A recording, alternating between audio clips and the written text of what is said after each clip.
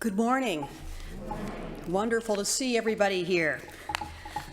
So today's Peace Candle is going to start with something about my summer vacation, and you're going to see why in just a minute. So Bob and I went on vacation a couple of weeks ago to Maine's North Woods, the unorganized territories. And Maine's North Woods, what an awesome place to explore. Some of you have probably been there. One of the things we saw was the largest yellow birch I have ever seen. It was at least 100 years old, maybe more. It had lost its shiny golden bark many years ago.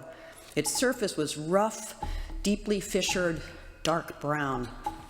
But it stood proudly, 70 feet tall and maybe 4 feet in diameter. And it had been spared by the loggers who'd come through the generations. Another awesome thing we saw were the stars. The Milky Way was a glittering arc across the sky. And I looked it up online and found out that there are hundreds of billions of stars in the Milky Way, which is our galaxy. Even I didn't know that. I thought there were millions, but there are actually billions with a B.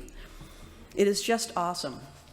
And we stood there and we watched, and we even kind of hurt our necks, we were watching so much. But what we wanted to see were shooting stars. And I despaired that I wouldn't see one. And my husband Bob standing next to me going, oh, there's one, there's one. I'm like, I don't see any. Anyway, finally I saw one and it went whoosh, so fast. If I had blinked, I wouldn't have seen it. So these wondrous things that we saw on my vacation reminded me that we're a part of something larger than ourselves. They reminded me of a line in Psalms that says, "It is God who has made us, and not we ourselves." And the truth is that all of us have stories of connection to the earth, which is God's creation. My guess is that you have a favorite place, a place you love to go to restore your spirit, to refresh you, to remind you of what really matters.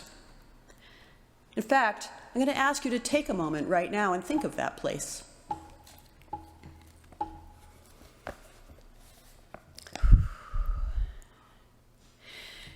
And as you're thinking of that place, I'm going to tell you that our earth stories, our stories of connection to the earth, are the basis of our future.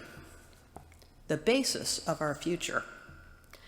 The wonder, the awe, and the strength we get from our connection to the earth is what motivates us to preserve the earth for future generations. Right now, the climate crisis is looming. People are experiencing drought, flood, wildfires, the extinction of species. And in the face of this, it's time to firmly ground ourselves in our earth stories, in our earth connection.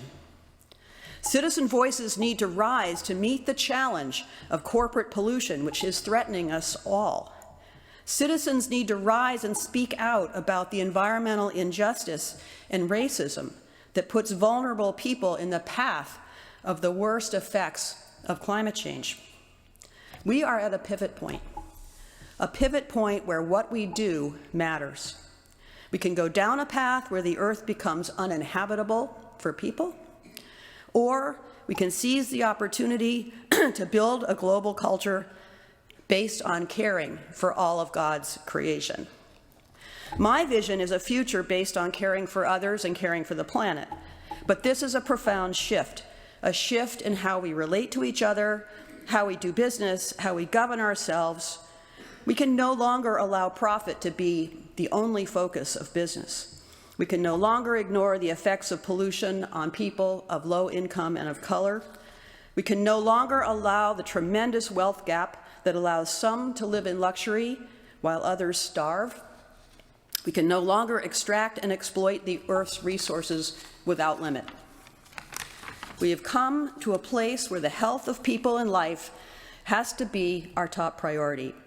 And I believe we can achieve this if we work together, if we take action, all based on our love and our connection to the earth. As some of you know, I've written a book about this, and I'll even show it to you. It's called Advocating for the Environment. And there's much more depth about how we go about making this transformation in the book. And in fact, I wrote it because There's so much bad news out there. There's so much threatening us, but not very many people have written about what the opportunity is, what we can do about it, because we do have an opportunity to create a healthy future where we all care about each other and the earth, and that's our opportunity to seize right now. So I'm going to be giving an author talk right here at First Parish a week from Thursday, on September 30th. It'll be at 7 p.m. in the Fellowship Hall, and we will be masked and we will be socially distanced in how we're seated, so we can reduce any risk there. But I will have a talk called Finding Hope in the Face of Climate Change. So I hope some of you will join me for that. This will be my pilot talk. I'm going to be giving this talk in other places, but I'm starting right here at First Parish in this community, hoping that you're a friendly audience that I can do my pilot for. So anyway, let me light the candle of peace.